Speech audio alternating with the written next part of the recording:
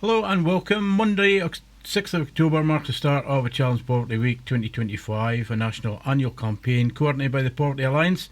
First launched in 2013, this week is all about shining a light on poverty and inequality and highlighting the urgent need for meaningful long-term solutions to build a fairer Scotland for everyone. I'm Dave Ironside. I'm joined in the studio by Rachel, and of course I'm joined also by Fiona Young, who is a community development worker at the Tillydrone Flat. Welcome to you. Thank you very much for having me. You're an old hand at this. You've done this a few times, haven't you? It's been a while, but I have done it a few times before. Yes. So could you tell us a little bit about the Tilly Flat and what happens there? Sure. So the Tilly Flat was established, I think, somewhere around about 14, 15 years ago as a result of closures of Portland Community Centre. So the Community Flat was opened, and it was initially more of an adult learning centre. And I've been there for 11 and a half years, along with Sarah, who's been there for about 13, 14 years. And in the last 11 years, I think we've gone from around 1,000 service accesses to almost 8,000 last year. Wow. And the remit of what we offer has really changed. We've become much more a centre for people to come for support and advice and advocacy around social security issues, around financial issues, housing. We provide still some adult learning classes. We've got gardening opportunities. We've got a room where anyone can come and sit all day as long as they want, go online, have cups of tea and find company, which is probably the most important thing we offer. Phone access, we've got laundry access, and we've got complimentary health therapies twice a week with the amazing May, and the food bank, which is, it started off as a few tins under the sink and is now just absolutely vast and hugely in demand. So if people need anything, we will try and make it happen. You know, we're there to support the entire community, established community members, people that have moved in the area recently, babies, pensioners and everyone in between. We're just there for everyone. That's brilliant. That sounds like amazing work. You know, there's quite a lot of stuff going on there. It's varied. Yeah. So why is Challenge, this is maybe a silly question, but why is Challenge Poverty Week important to you? And on a personal level as well as an organisation as well? Yeah.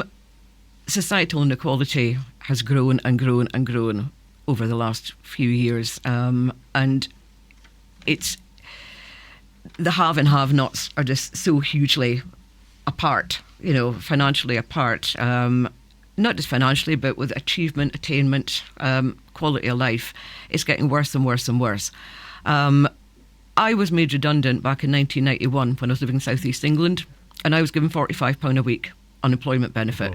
Wow. And I managed fine on it. And I thought, how did I manage fine on that then? So I looked up an inflation calculator online, and my £45 a week in 1991 would now have the equivalent value of £123 odd a week. Really? But universal credit's basic level is £92.50. So it's almost a 70 odd % drop in income that people are facing compared to what I got back then. So it's in no way keeping up with inflation. The last few years we've seen massive hikes in energy bills, in food prices, and it's just not sustainable. People can't afford to live. You've got about 1 or 2% of the world's population controlling about 43% of the world's wealth. So trickle-down economics aren't working, despite promises made back in the 70s and 80s. Yeah. And it's working poor. We're seeing more and more people coming through the door that are working, but who can barely make ends meet, or in some cases just cannot make ends meet. They've seen council tax increases. They've seen, household costs just increase astronomically. We've seen pensioners who are just over the threshold for getting pension credits, meaning they're struggling as well. And you need to highlight these issues. It's happening to everyone. It's not just happening to unemployed people. It's happening to everyone across the board. It's having a really negative impact on people's physical health, on people's mental health. It's having a really negative impact on communities, because instead of looking upwards to see where the problem's coming from, people are looking sideways and downwards. You've got the old dead cat strategy. You know, put the dead cat on the table. Yeah. Everyone's going to look at that instead of looking at the real problem. So people who are unemployed are blaming other people who are unemployed who might get slightly more payments than they are. Now everyone's blaming asylum seekers. It used to be single mothers. So at the moment, raising awareness of the impact of poverty and how people are living in poverty and how this needs to be addressed is more essential than ever. So what do you hope to achieve through this then? I think highlighting to people that it's not the fault of individuals in your community. It's not their fault that we're all worse off. It's not the fault of people claiming tax credits or claiming disability payments. It's not the fault of people who are coming here to seek a better life. We need to look upwards. We need to actually get together and campaign government and local authorities to actually be aware and to acknowledge the situation, and to acknowledge their role in creating this situation, and to acknowledge that only they can actually alleviate this. But this is going to take a massively concerted effort by communities, by individuals, by organisations to force them to become aware of the issues around poverty. And I suppose it's got a whole lot worse since COVID as well, because of course people has. lost their jobs. People lost their jobs. Lost their confidence as well. They did, and for young people particularly, the kids who were at school, especially I think the ones starting secondary school, who had to go into lockdown for that really vital period in their life when you're making some of the most important friends you have, when you're finding yourself, finding your independence, getting your experiences. And I think COVID really, really highlighted disparity and discrepancy, the differences in society. Because if you live in a relatively well-off household and you've got your own bedroom and you've got a garden and you've got a laptop and a tablet, you are able to participate in lessons in your school and to have outside exercise in a way that someone in a poorer household living in a flat with no garden and possibly no broadband in the house, because it might just be a smartphone that a parent's got, you can't afford a broadband contract, they were completely disengaged. And they were left so far behind. And I see so much anger amongst young people and so much anxiety amongst young people. And then for general households, you've got COVID, you've got job cuts, but at the same time, energy prices went through the roof, food prices went astronomically high. And no one's recovered from that yet. And then at the moment, we've got this massive rollout where everyone's suddenly being rushed onto universal credit and they're going to face up to 5 weeks without their first payment. And it's just an absolute disaster. It really is. It's a national shame and a national disaster for people. Yeah. Well, what would you think that an effective and fair social security system look like? Well, as I said, if you look back to when I was on unemployment benefits 30 odd years ago, and I managed to live on that. That was potentially, it wasn't a great deal, but potentially it was in line with inflation. It needs to be revised so it is in line with inflation. If I was on, if that balanced out is £123 odd a week now, why are people being given £92.50 and expected to pay their gas, their electric, their phone? And they need to have a phone, because if they miss a call from Universal Credit, Department of Work and Pensions, are sanctioned and the money gets cut. People can't buy enough food. And often if you're in a poor area, there aren't any supermarkets nearby. You've got corner shops and local shops which are expensive with less choice. And a food bank's not a solution. That's a sticking plaster. They're a national embarrassment, they're a national shame. No one should have to use a food bank. I was going to ask you about that actually, because we spoke about this before about food banks, and it's got worse and worse and worse. It's got worse. And you think it's maybe levelling out a bit. No. And there's still a massive stigma attached to that as well, about people going there as well. But it's a necessity now. It's a necessity. And you had, I think it was Jacob Rees-Mogg a few years ago saying he'd been to a food bank and wasn't that such a marvellous thing. You had senior politicians saying how fantastic they are. Then you had Lee Anderson saying that everyone should be able to live off 30 pence a day. And they just haven't got a clue. They have not got a clue. The shame and stigma of going to a food bank for many people, especially mothers with children, is very, very real, especially for people in work who think, I work, I should be able to buy my own food, and they can't, and they're to come and top it up.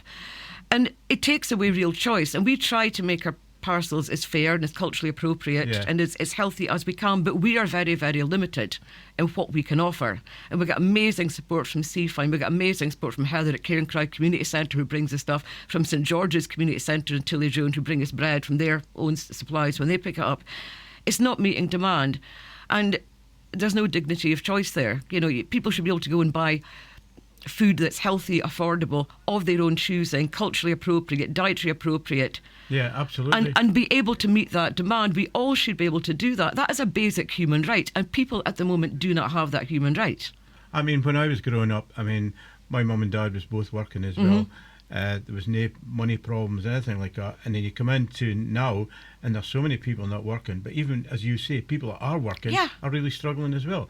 And I'd like to know who sets the £92 for the universal credit, because that's ridiculous. They haven't got a clue. They absolutely haven't got a clue. It might just have been manageable about 5 or 6 years ago, when energy prices were about 50% lower, and when food prices weren't as astronomically high as they were, just about. But God forbid you need a new pair of shoes or a winter coat. You know, we're now providing pet food, toiletries, household cleaning products. We've got donation. We've got some clothes. We haven't got space to really do this, but we'll take in like kids' clothes, so people can just go through that if they want to and take what they need.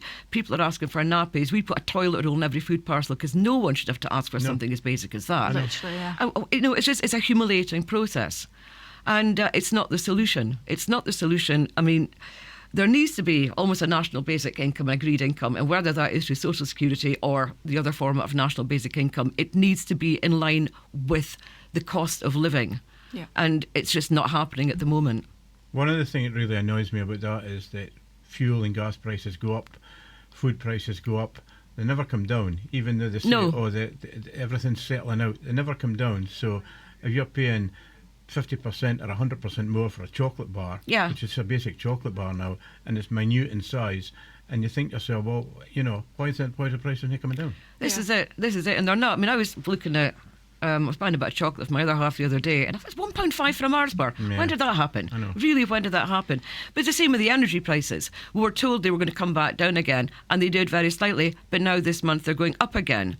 That's right. And then you look at the profits made by the energy companies, and you think, well, where's that going?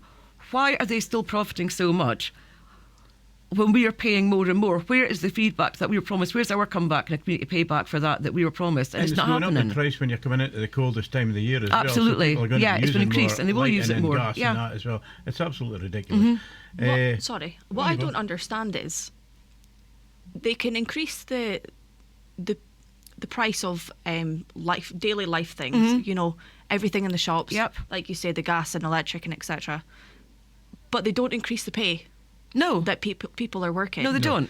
So, I mean, it's all fine for the people up there that are setting these costs and things, but they're not the ones that are living through it. They're not. And I mean, I used to work for the civil service, and it was a great job. I absolutely loved it. I was a food standards agency, and you've got the team that write the policies. So this is what people should be eating to be healthy. This is what we need to do. Yeah. And then all the kind of food safety legislation and stuff like that. So they're writing it, and they're basing this on statistics and knowledge and science. But what they're not doing is getting out and talking to people. And our board acknowledged this back in about 2006, that actually we need to get feedback from what they call the hard-to-reach consumers, the people that maybe wouldn't respond to consultation. So teams were set up in the 4 devolved countries, and myself and my colleague had the consumer engagement agreement for Scotland, and we were from Kirkcudbright up to the Highlands, working with anyone from groups of young mothers in remote areas, groups of old people in remote areas, with kids leaving care, with people with mental health issues, with people with physical disabilities, with not in education, employment or training kids. Just different groups all the time to find out what were their barriers to healthy eating, what were their experiences, what was their knowledge of food safety, and how would they like to receive information about this? Because one size doesn't fit all. No, we would then take the findings back, write a report and pass that on to policymakers who would then consider it in how to reach people and how to get out there. And this is what's happening. You need to listen to people. You need to talk to them. And I always say that it's really easy for governments to ignore this because they've got, well, we have these statistics, which are generally very skewed because we've got X many very wealthy people who completely give a skewed response to what's happening at the bottom. But if they actually went out and spoke to people face to face and heard their lived experiences, they would find it so much harder to ignore. And just see the amount of exactly, people that and do not say, "My, isn't this a wonderful thing?" Yeah. You know, it's just a horrible situation that people are in just now. It's third world. It is, yeah, it is. Yeah. So, who is the most impacted by the current system, and can you describe some of the main barriers that people face when it comes to accessing the help that they're entitled to? I would previously have said it was people who were actually on Social Security who were most badly impacted, but it's not. It's a huge range of people that are being really badly impacted by the cost of living now. Yeah. So you have got obviously people who are on the most basic level of universal credit, but then you've also got people who may be on a slightly higher level of a disability, especially a physical disability, which means they're at home a lot and then they can't afford to turn on their heating, which may have an adverse impact on their health. pensioners, like I said, are really struggling just now as well, because so many just miss the cusp for pension credits. Yep. We had a lovely lady come in to see us, and she's in her 70s with kind of Dowager's hump. She's always got scoliosis or kyphosis in her spine. She's still working as a cleaner in her 70s. And my colleague was trying to figure out how can we get her pension credits, but she's just not going to be eligible for them, so she said she'll just carry on working. How? And I know. You know, for someone that's worked their whole life. Yeah, and who has physical impairments and is in their 70s, but she feels she cannot give up work at the moment. That is awful. It's a terrible situation. It's awful. The other group that we're seeing a lot of now is students who are coming to the UK. So after Brexit, obviously the universities lost huge amounts of EU funding. I mean, billions of EU funding, and they lost the EU students, who are quite a good source of income because there's no freedom of movement anymore. Yeah. Therefore, they've had to target other parts of the world to try and get students to come in, and they're targeting a lot of African countries. And West Africa in particular, we've got Nigeria, they've got a massive oil and gas industry.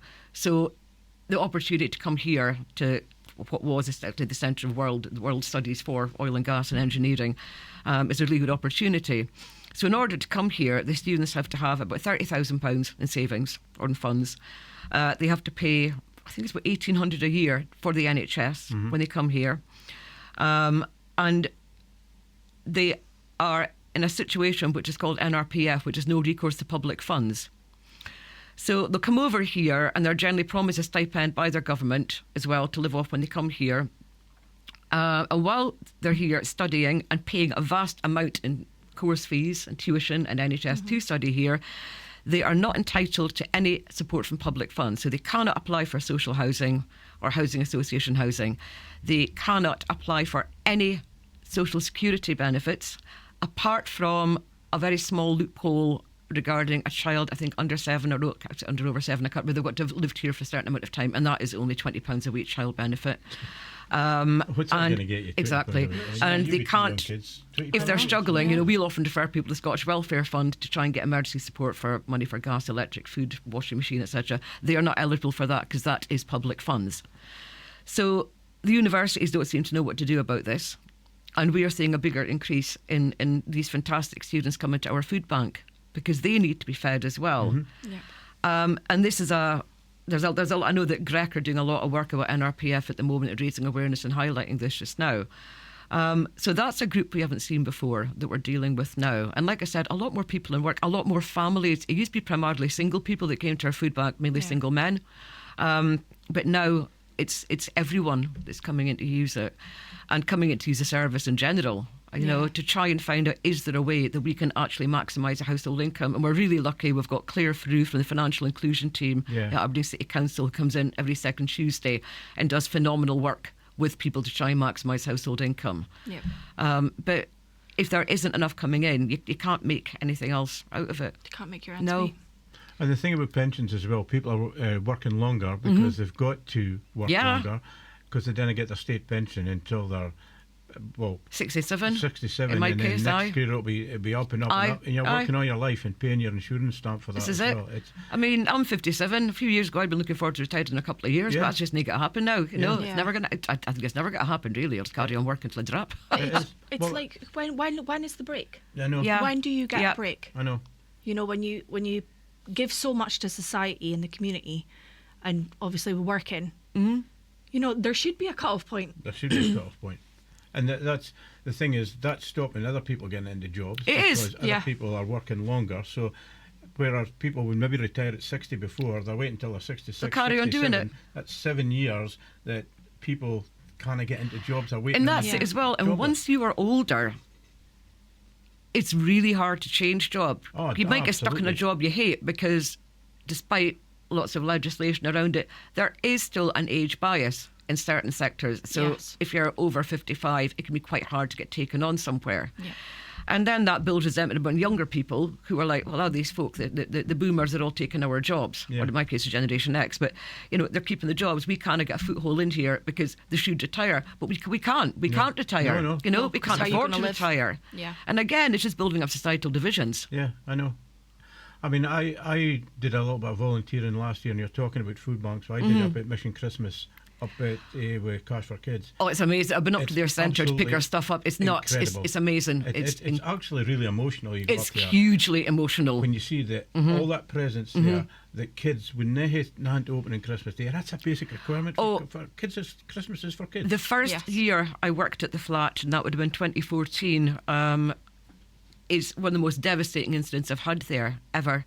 And we were doing the Given Tree presents. Oh, yeah. And a lady came in. I'd never seen her before, and I've never seen her since. And if she hears this, wherever you are, I really, really wish you well and hope everything has worked out for you.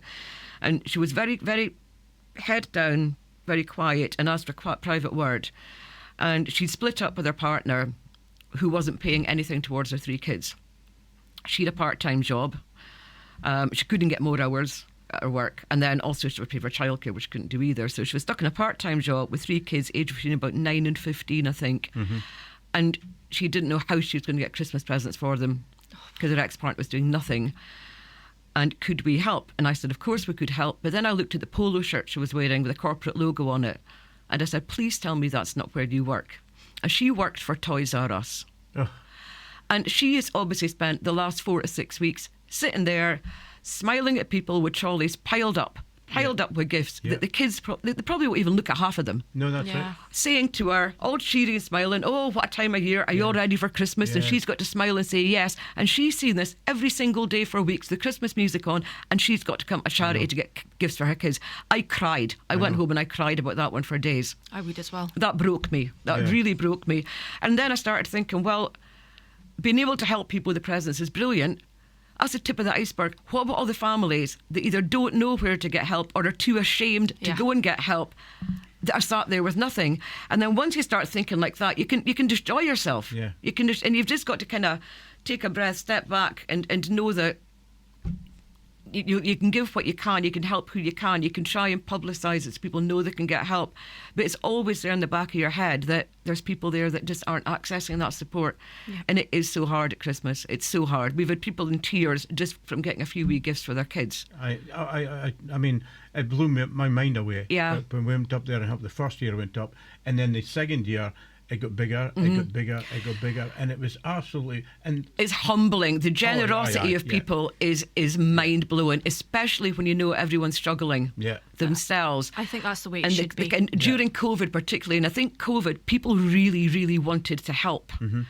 And the amount of stuff we got during the pandemic was insane, because we stayed open pretty much throughout the pandemic, which I'd working at home for 12 weeks the first 3 months, and it just didn't work, so we just opened up again. And people really do want a way of giving, and it's.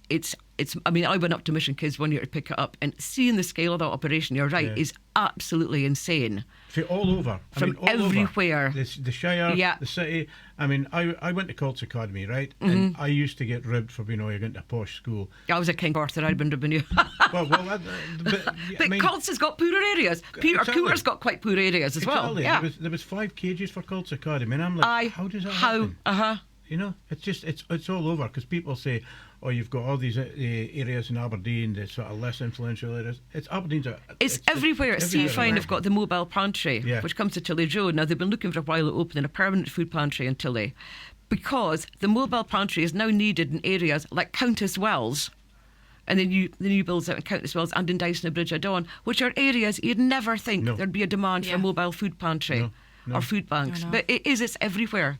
Do you think, I'll ask you both this question, because you obviously helped out with the Seaton Food Bank as well. Do you think that Tilly Flat and the Seaton Community Centre brings people together more in the community to get the community back together again? Because communities have been broken. They have. I mean, we've always had a very open door policy. You know, we are... unless it's a long thing you want to come in about a form or something, we don't need appointments. Folk can just come in and out as they please all day, every day. And it does bring people together. I mean, we deal with a lot of people in the flat particularly who might have issues around social isolation, mental ill health or substance misuse. And we're neither there to judge folk or deny them entry because of that. If somebody turns up in an absolute state where they might cause harm to themselves or other people, we'll politely ask them to come back later. But just having the space in the middle room, the wee computer room, which is now named after legendary Tillydrone Stephen Klein, known as Cat, who sadly died at the start of the year. We've kind of named the room in his honour. Folk can come and sit in that room all day, every day, and just have their cup of tea and go online and find someone to speak to. And it does bring the community together. If folk want to help, they'll come in and they'll volunteer. They'll bring us their carrier bags, things like that. And they'll meet other people in there and they'll find something in common with them. And I think it is essential to have that sort of thing in a community. Not in such a structured building. It's not like a formal community centre where you're mainly in for activities. We're just a drop-in where folk can just come in for no reason other than they want to come in for a cup of tea and speak to somebody. Yeah. Do you find the same at Seaton, or? I don't know. I think it's a different.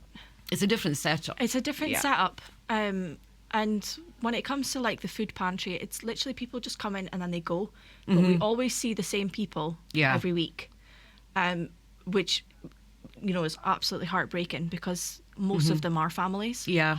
And I'm not going to lie, most of them are immigrants, you know? Yeah. And yeah, we all know what's going on in the world just now, but it's just really, really heartbreaking. It is. It's devastating. So it's kind of hard to see the community come together in that sense because we have so many people against it.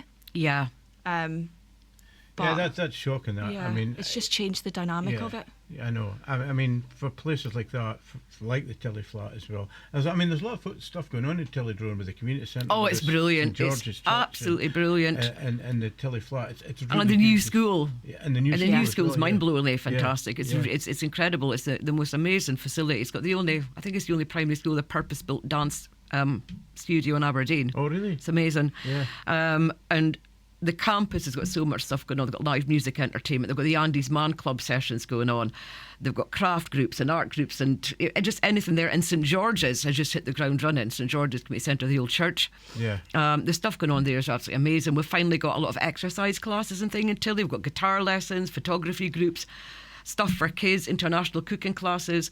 And then the former lads club, ALC, the makeover in there, if you haven't seen it, try and get in and seen it. It's insanely brilliant. It sounds fantastic. It's great. I mean, and then the Wallace Tower redevelopment as well, which is looking amazing just now. The cafe area is almost complete. So nice. There's so much fantastic stuff going on in the area. And the Cruyff Court, obviously we've got the new Cruyff Court as well. Right, There's so much brilliant stuff going on in the area. Which thankfully is mainly free at point of entry, or it's a very small fee for some of the groups. But there's still a lot of stigma in the area. But all this is fantastic, but it means that folk are still going home to abject poverty. Well, that's it. And that's the thing is, you can tick their minds off it for a little while, but it's not solving the big problem. No, it's not solving it. So the next question would be, for me to ask you, what would you say to decision makers then? At a local government level, I would say, please stop putting the Fair Aberdeen Fund under threat every year and actually consider increasing it. The work delivered by the Fair Aberdeen Fund partners is irreplaceable. There's no way the local authority, who are already facing massive cuts, could afford it. No. Most of us get paid a lot less than our counterparts would in the local authority, even though we're meant to be kind of on the same pay grade. I think Sarah and I have like a 1% pay rise in 3 years. That's it. Yeah, that's it. Because that's even anywhere near it's not. But it's either pay ourselves more or cut support to the flat. Because there's only the two of us, you know. So we would rather keep the flat going than have a pay rise ourselves. Yeah, you know, it really is that simple. And most folk in these organisations across the city are the same way. The other issue we found is trying to attract staff can be hard because we can't offer the same salaries as bigger organisations. And quite often, because the funding's year on year, you can't attract people to a 1-year contract that may or may not continue. Now, I've been on a 1-year contract for 11 and a half years, which is great, you know. Yeah. And I've been able to stick it. I've got support at home, and I'm in a position where I'm able to do it. I would like to, of course, I'd like to earn more. It's not easy, and your wages don't go as far as they do. But I'm passionate about what I do, and I'm fortunate to have a job that I love. But this every single year, the kind of sword of Damocles hanging over the heads of the Fair Aberdeen Fund. It's terrifying for us all, and it's especially terrifying for our service users who may not have that. Could just go overnight in their support system, whether it's because they've got Northeast Sensory Services for people with vision impairment, hearing impairment, or for some of the charities working with kids, Befriend a Child or whoever else, or for the community groups like ourselves, or for shmu, or for CFINE, or folk working with older people. All this work is being delivered at really, really low cost to the Oh, very local low authority cost, yeah. by people who have real intrinsic inside knowledge of the communities they are supporting. And also passionate about it as And are well. passionate about it, and that cannot be replicated. No. So at a local level, they just need to look at how much value for money are we getting out of this. And there's, I think it was Dave Black did some amazing statistics on with Malcolm from Pathways about exactly how much it delivers, not just in the staff delivery, but the volunteering words that are put into it as well. So I'd like to see a reassurance that this won't be cut and that we will have security to carry on delivering what we're doing. It's always a threat, though. It's a threat, and it's never really gone up. So we're trying to deliver using the same income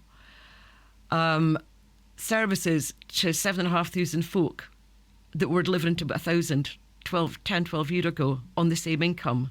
The thing about that is that I always see that they say, right, the Tilly Flat's going to get cut, and then they come back and say, no, it's not getting cut, but you're getting the same money as you got last year. As if that's it is, and we're unbelievably grateful to the Fair Aberdeen Fund and to the decision makers that keep it going. But every year you just have this fear about it, and every year you just, a couple of weeks ago, it's like, how are we going to keep the food bank going? But we don't know what to do. At a government level, as I said earlier, about looking at the rate of universal credit and doing the inflation calculator, where compared to 34 years ago it would have been £123 odd a week. You need to speak to people. You need to actually look at how much it costs to heat a badly insulated old stock house, council house with a shoddy heating system because the boiler's now been replaced for ages. Yes. You need to look at that's maybe not got double glazing. You need to go and look at a weekly shop for a family on a budget and see how you'd work a very basic one, and then find out you've got to put stuff back, or you can't afford a bottle of shampoo, or you can't afford a deodorant, or you can't afford to buy toilet roll. You try and figure that out, and the only way they're going to do that is by speaking to people and listening to people, and not pointing us to direct our anger and our hate at other people who are also struggling. Yes, sir. Look upwards. Why have such a small percentage got full control of the world's wealth? Oh, would that be because of tax evasion? Would it be because of that? Why are folk buying up massive multi-stories, new builds in London, while social housing's demolished to make way for them, and then they're not living there? Huge oligarchs are buying that, and they're being allowed to do that, and they're just decaying, even though they're brand new, because no one's living there. Why aren't we looking at that? Why aren't we looking at massive corporations that aren't paying corporation tax and are getting away with that? You know, this is what is wrong. Look upwards to see where the problems are. There's never a trickle-down effect, is there? No, that was Thatcher socioeconomics, where it's going to be a trickle-down effect by making folk wealthier at the top, it'll trickle down. Yeah. It hasn't. No. It has not. If you look at statistically, the disparity in wealth distribution across the world is insane. You know, it's absolutely nuts. Nothing is trickling down. No. Do you think there's any part that they're getting it right? Any part of the system that is right? No. No. Quite frankly, no, I don't.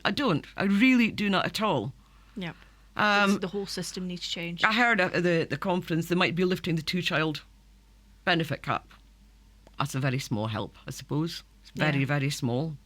But it's not affecting a massive impact on the wider population at all. I don't think they realise how much this has an impact on mental health. No. And then for mental health services to be struggling. Oh God, this is with it. the amount of people. This is it, and they go under. They just can't keep up demand. We find it hard to keep up, demand on our services. Everyone is finding it hard just now because, with more and more strain on the NHS, you try and get an appointment with a psychologist at Cornhill. You wait for about a year. What's happened to you in that time? You try and get, an appointment with. You try and get somebody from the local authority to come out and support you. There aren't enough staff because local authorities would cut massive swathes of staff all over the place. It's a constant ripple effect. The government has cut massive public sector jobs. I think in 2010, when the Tories came in, and I was working in government at the time, the Scottish government, the job cuts to the public sector were mental. I think it was like 30,000 jobs in one thing. But then they get the contractors in to do it, which costs more because they've got to deliver it somehow. But they're delivering it in the wrong places. Yeah. There needs to be a whole systemic review. It's just not working, and they're not listening to people. What they're doing now is, reform are a big threat to us as a government. We don't want to lose our place in government. Let's try and take some of their policies on. No, You need to stick with your own policies. You're losing your own base, but you need to tell people where the real problems are coming from. You're encouraging people to look at asylum seekers, at people living in poverty, at the disabled, and blame them, because it's easy for the government to do that. And it's not fair. The mental health thing that you mentioned, Rachel, it's a good point. Because if you look, Mental Health Aberdeen closed down because they couldn't afford to keep it open. No, they couldn't. And that's ridiculous. I mean, I know that Sam H says they're going to be opening up in Aberdeen next year and they're going to have a drop-in mental health centre. But they have a dedicated place for people to go. And because they're struggling, who had been there for 75 years, providing that support. It's truly awful. And that they supported, a lot of young people as well, children and young people with mental health concerns, and trying to get an appointment at CAMS, the kind of NHS run centre. That takes ages for parents. And this is it. And poverty, it doesn't just impact your physical health, about how you can afford to eat and whether you're cold. It affects your mental health, it affects your self-esteem. Yeah. You don't feel valued as a person, and you feel you are of no value. You're made to feel that you're a burden. You've got, was it a few years ago when it was the unemployed world targeting, benefit sheet, and a dozen more programmes in their ilk. And the tabloids gone on about benefit scroungers with their flat screen TVs and their smartphones and their, it's absolute nonsense. Yeah. But now that everyone's poor, right, who can we get them to blame now? Immigrants. Right, look that way. Look at them now. Literally. Because everyone's now so poor. But the effect on folks' self-esteem, having to use a food bank, not being able to buy a nice deodorant, not being able to wash your hair, not being able to buy a new outfit. Things again, just basic. It's demeaning. I know. It's demeaning, and it shouldn't be demeaning. No one should have to live like that. Not in a wealthy country, and not in this day and age. Well, actually, the Scotland Demands Better campaign linked to Challenge Poverty Week going to be a march and rally in Edinburgh on the 25th of October. What would a better Scotland look like for you? Not just a better sort of Aberdeen, but a better Scotland, because this has got to be nationwide. It's got to be nationwide. It's got to be nationwide. It's got to be nationwide across the UK, really, if we're looking at that, because unfortunately, Scottish Government doesn't have control over the likes of universal credit. They have got some devolved social security payments, but you see we're stuck with under Westminster rule. I mean, Aberdeen's got some really poor areas, but you look at some of the other areas in Scotland, especially in the west of Scotland, and the poverty levels are almost Dickensian, Yeah. And people aren't getting the opportunities. So household income needs to be looked at. What is the kind of mean household income that everyone needs to live from? And how can we make that happen for everyone? That won't happen at Scottish Government level. But they have to listen, because they need to go and then lobby Westminster for that. They really need to listen to the people. A fairer Scotland is going to be somewhere where no one is hungry, where everyone has a house that's actually fit for habitation, where children are getting the same educational opportunities across the board, where kids are also getting the opportunity to participate in sports and outside school activities, which can be so expensive. So expensive. So expensive. You've got kids that want to go to dance classes or theatre groups, or you've got a kid that wants to do athletics or something. You've got to buy all that kit and whatever. They're getting totally priced out of that. That needs to be part of it. Young people who are disengaged need opportunities. They need encouragement and they need support. And society needs to come together to make a better Scotland. There's too much division in society at the moment, and that needs to be addressed. People need to come together and talk their differences out. And it's not so much, I don't think, a case of the far left and the far right now. It's a case of the up and the down in society, and that's definitely where we need to look to bring people together, because everyone, no matter what side they're on, is facing the same struggle. And a lot of the division in society now is coming from fear and from anger at their own living situations and needing someone to blame. So I think we need to, a better Scotland would involve looking upwards to solve the problems. How do you think we could try and fix it without, like before, because upwards probably never going to change, right? What's the actual chances of them being like, actually, they're speaking sense here, let's change this? How do we become a community again? This is it. In amongst all this hatred. In amongst all the hatred. Hatred and vision. And I can be really guilty about lashing out at people for it, because I just get so angered by it. But at the same time, understandable. I can't understand where a proportion of the hate is coming from. And it's hate, it's fear-driven. And unfortunately, it seems to have given people license to say some really, really appalling things that would not have been even considered possible to say just a couple of years ago. Yeah. It's really sad. It's really, really sad. It's really, really sad. I'm not a policy maker. I'm not even going to suggest anything that can be happening to deal with this. There needs to be more assistance put in place regarding every issue that's going on just now. But as a community, we need to stop blaming each other for what is happening in the world just now, and to actually come together. It's not our control, is it? It's outside of our control, but the hatred really should stop. Yeah. That people living in fear for whatever reason, on whatever side of the fence they're on, that needs to be addressed so we can come together. Because at the moment, and if you look at America particularly as well, if it gets much worse, we're heading for civil war. Mm-hmm. Really, it could actually get the street where this is actually taking over the streets. I can see that already. It's something you never thought you'd say in my lifetime. No, but absolutely. it is looking towards a civil war at the moment. Yeah. And the thing is, as well, is the suicide rates are rising. Yeah. Yeah. With all this hatred as well, like, how are we supposed to live with peace and just being together? Like, This is it, yeah. how are we supposed to support one another when there's so People much have lost hate? hope. That's the thing They about have. it. People Yeah. have lost Yeah. hope. You can't see anything. And all we keep getting told by governments is, oh, well, it's not going to get any better. Well, it could get better. It Why could. don't you look at taxing some massive companies and putting that back in the economy? Yeah. Yeah. You're so scared they might leave the country. But really, other countries do this. So, But just on a local level, and you was talking about school and the school activities. Yeah. And I'm going back, my daughter was at a grammar school. Now, they was told they had to get a gym kit with 150 quid. There's Aye. only one place you could, and she was exempt for doing gym, but you still got to buy the kit. And as I say, if your kids are on holiday, it costs an arm and a leg to take them to even soft play areas. Oh, or aye. something like that. Absolutely. Why do these Absolutely. prices make them down? this is it. Just And I so mean, they can- I think this ridiculous thing with certain schools saying you can only buy your uniform from one Yeah. particular supplier and it must Yeah. cost this. It's I'm expensive. sorry. Really, maybe, okay, if you've got to wear a blazer, that may be expensive, but surely they can just nip to Primark or Asda to buy your Yeah. shirts and your trousers and your Yeah, whatever else exactly. like that, or Yeah. your gym kit. It's ridiculous. But then And there's- that's the thing as well, the summer holidays, the increase in use in our food bank is massive. Yeah, I Yeah, bet I bet. it is. aye. Because kids with school dinners, free school dinners, are all meant to get vouchers for extra meals during the holidays. But we've had folk coming and saying they hadn't come through about 2 or 3 weeks into the holiday. Yeah. I never got So mine. you didn't? No. There you go. I think I got maybe one. There were supposed to be 3 or 4. This is it. And this is an extra meal you've got to provide for your family, plus snacks through the Yeah. day, because kids want fed all the time in the holidays. Yeah. That's it. It's not a lot of money you get for those No, vouchers it's not. either. It's not. £25 to do you like 2-3 weeks. Really? Yeah. That's ridiculous. That.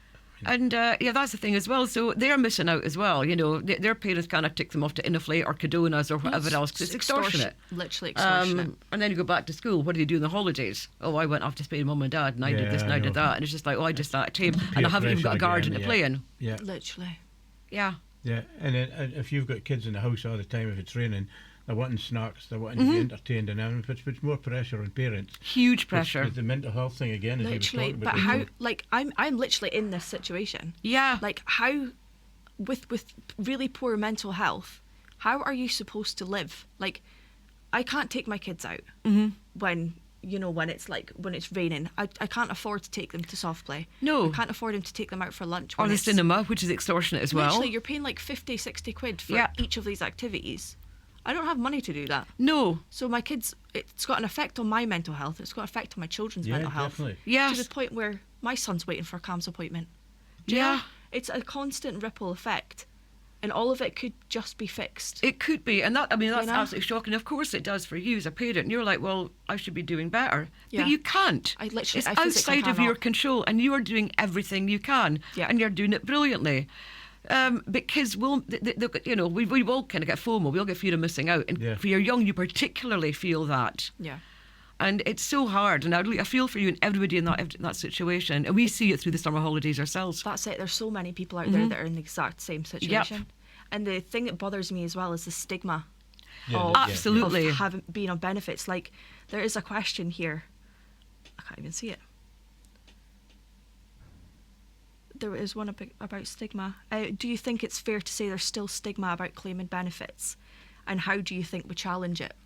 Absolutely, there is. It's people that have not experienced it. Definitely. Yeah.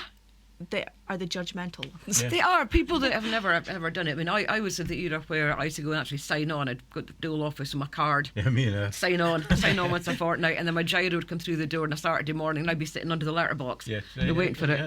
My first one when I was about 18, it was £23 odd a week on income support, I think. That is ridiculous. And it was 19. It was a long time ago. I still got a couple of nights out in the week through it and managed to eat. Yeah. Thank you, Iceland.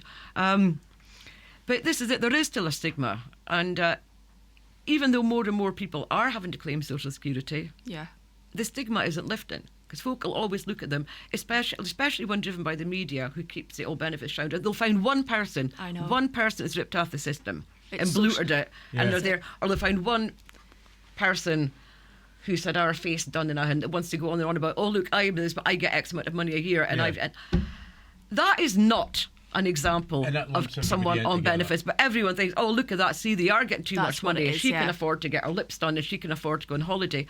No, that is not the real story.